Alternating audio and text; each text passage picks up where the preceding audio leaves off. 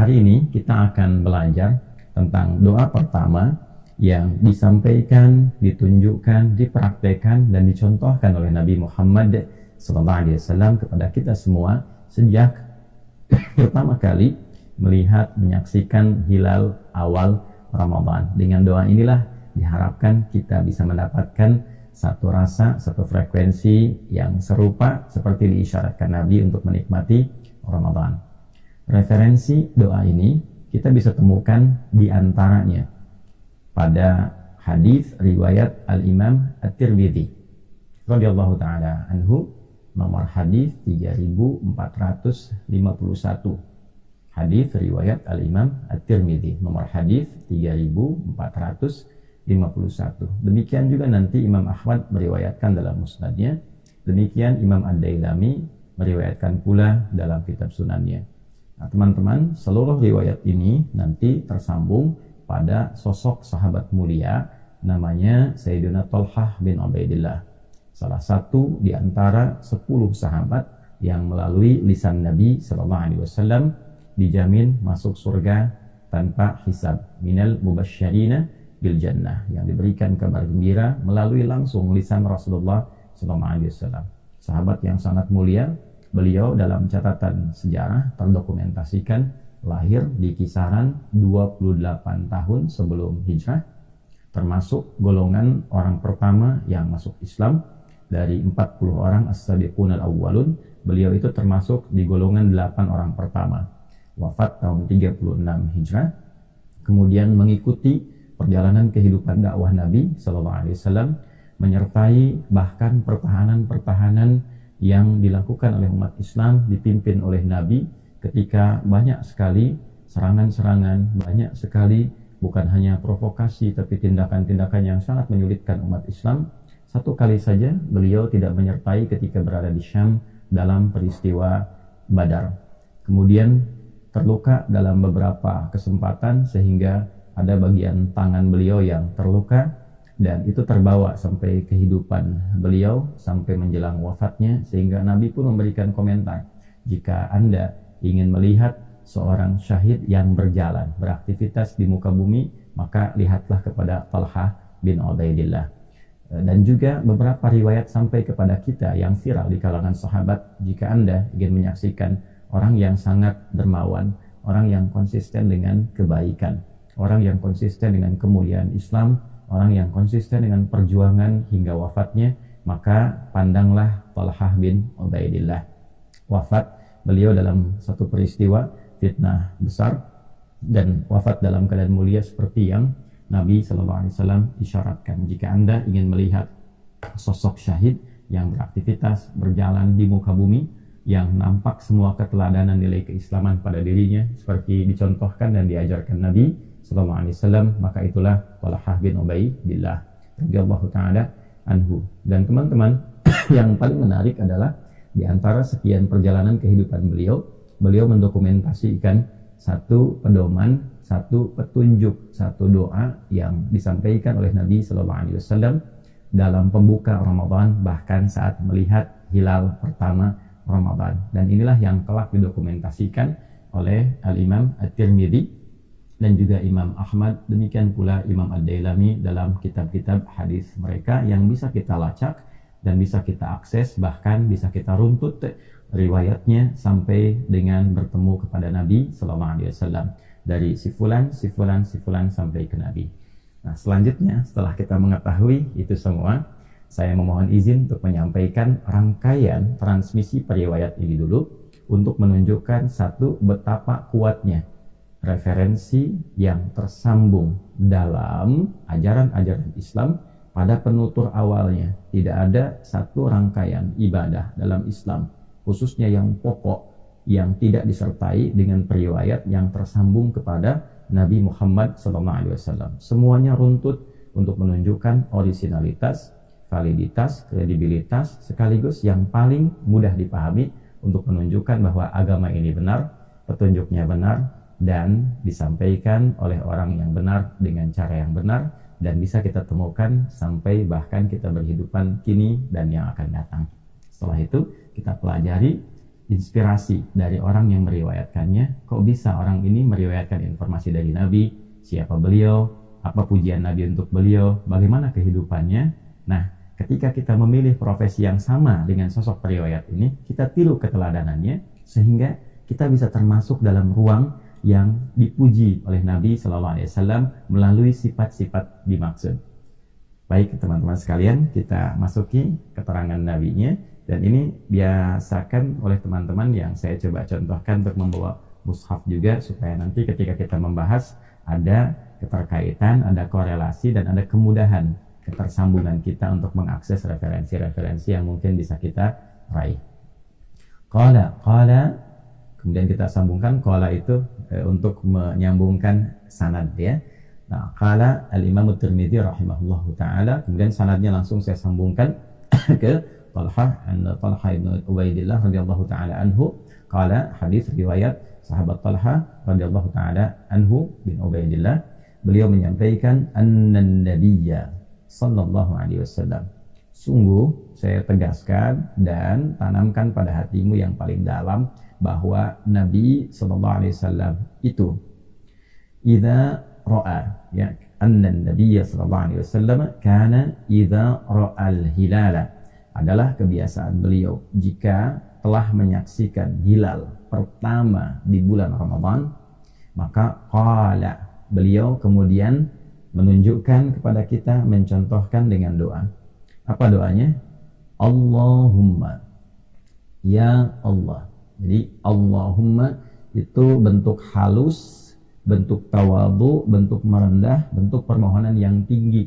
Asalnya dari kata ya Allah, kemudian disatukan. Jadi dua kata ya Allah, kalau disatukan itu menjadi Allahumma. Bentuk standarnya ya Allah. Jadi kalau ya Allah itu bisa digunakan dalam bentuk standar kehidupan untuk menunjukkan fitrah kita sebetulnya tersambung dengan Sang Pencipta, ya kan? Misal begini, ketika Anda keluar terus mendung, tiba-tiba di sana refleks mengatakan ya Allah mendung, ya kan? Nah, sebetulnya itu gambaran bahwa kita itu bertuhan. Itu gambarannya. Kita itu menghamba, kita itu punya fitrah kebertuhanan, ya kan? Bahkan ketika kita melihat sesuatu yang indah pun kita mengatakan ya Allah, ya. Orang-orang Arab itu suka refleks, walaupun dengar suara bagus dia katakan ya Allah, gitu kan? Nah, Allah gitu, itu menunjukkan sebetulnya dia bertuhan, ya. Jadi kalau terasa sesuatu yang kurang mengenakan keluar kalimat itu koreksi secara pribadi supaya kita menjadi lebih baik. Kalau kita menyaksikan satu kebaikan keluar kata itu menunjukkan bahwa dalam diri kita ada kemampuan untuk memuji Allah, untuk menghamba. Puncaknya adalah kenal Allah, ma'rifatullah. Nah, setelah kenal, kemudian kita ingin terkoneksi kepada Allah dengan cara yang baik, memohon segala kemuliaan, maka gabungkan kata ya dengan Allah itu menjadi Allahumma. Nah, kalau sudah menjadi Allahumma, ini bentuknya, ini bentuk ketawaduan, bentuk kerendahan diri kita, bentuk kehalusan, bentuk kehambaan. Jadi kalau berdoa menggunakan kata Allahumma, maka merendahlah kita, menghamba kita, dan tawadhu'lah dalam memohon. Itu maksudnya. Ya, mohon izin kalau saya agak panjangkan, karena boleh jadi keterangan ini tidak begitu banyak didapatkan. Beliau kemudian berkata, qala Allahumma ahillahu alaina. Ya Allah, mohon hadirkan awal Ramadan itu kepada kita semua, kepada kami ya Allah. Nah, ini menunjukkan kita memohon kepada Allah untuk kebaikan yang merata. Nah, ini petunjuk di dalam Islam, kalau berdoa itu diupayakan tidak untuk maslahat sendiri saja. Ya, kita berharap setiap orang bisa mendapatkan peluang kebaikannya. Karena itu seringkali kita dapatkan di dalam Al-Quran doa-doa yang diiringi dengan kata gantinya, dhamirnya menunjuk kepada banyak. Nah, kan? Rabbana atina fid dunya hasanah wa fil akhirati hasanah wa qina adzabannar. Nah, kita ya Allah mohon anugerahkan kepada kami.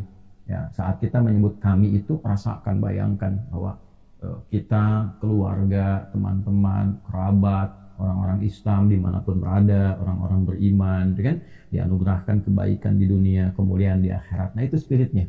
Ya Rabbana la tu'akhidna in nasina aw akhtana. Ya Allah, kalau kami ini keliru karena lupa, ya maka mohon jangan dihukum, dengan kekeliruan itu, karena lupa itu yang menyebabkan kami berbuat salah. Nah, itu sertakan ya, bagaimana dalam rangkaian kehidupan mungkin pernah berinteraksi, kemudian ada kekeliruan yang berpotensi melahirkan kesalahan, ya, maka kita memohon dengan kalimat yang luas. Nah, di sini Allahumma ahillahu alaina. Ya, Nabi mengajarkan bagaimana doa itu dipancarkan aura kebaikannya untuk semua, untuk semesta.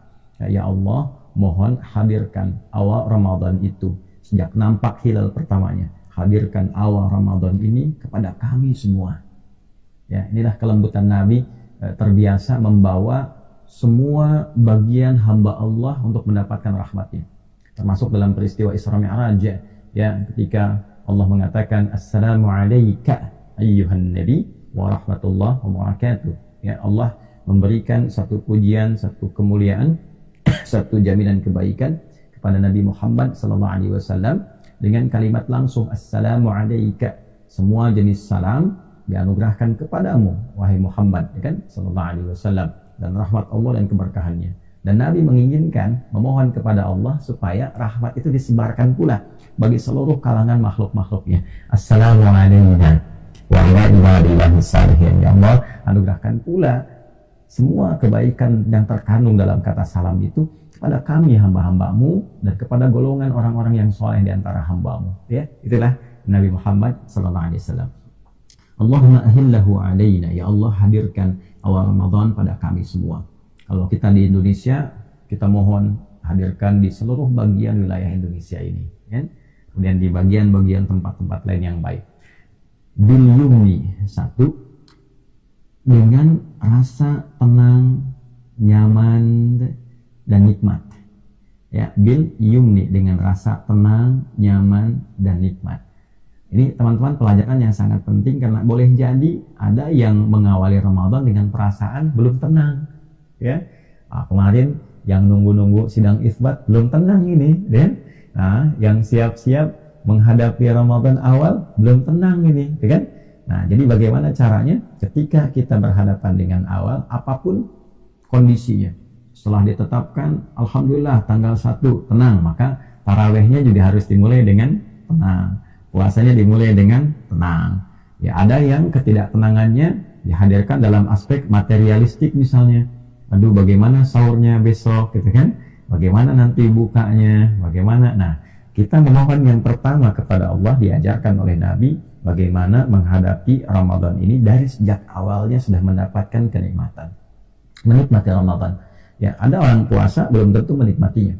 Ada orang sholat, tarawih belum tentu menikmatinya. Nah, kita minta di awal, sejak awal, ya Allah, anugerahkan dari awal Ramadan ini perasaan nikmat, perasaan tenang, perasaan nyaman. Ketika sholat nyaman, ketika tilawah nyaman, ketika berdoa itu nyaman, ketika kita memohon itu nikmat. Ya. Ini yang diajarkan oleh Nabi Sallallahu Alaihi Wasallam. Sehingga orang-orang yang hidup di masa Nabi, kalangan para sahabat-sahabat mulia, radhiyallahu taala anhum jami'an, itu ketika akan menghadapi Ramadan, perasaannya sudah terkondisikan, jiwanya sudah enak, gitu ya, dan semua amalan ternikmati, saking nikmatnya larut dalam ibadah. Ya, bisa berhenti itu aktivitas duniawi, itu bisa rehat sejenak, ya, kemudian fokus menikmati ibadah, sholatnya nikmat, baca Qur'annya nikmat, berlomba-lomba dalam kemuliaan. Jadi ada yang lomba dalam ibadah ritual, ya, itu yang disebut fastabiqul khairat, gitu ya, berlomba dalam meningkatkan kebaikan. Ada yang berlomba dalam ibadah harta, ya, bagaimana bisa bersedekah, bagaimana bisa kemudian motivasinya sangat tinggi. Bukan hanya diukur dengan uang saja, bahkan bisa berbagi bukaan, bisa berbagi hanya minuman, bisa berbagi hanya kurma, ya, satu bisa dibagi, bahkan air pun kalau diilustrasikan bisa satu tegukan, itu bisa berbagi, saking menikmatinya.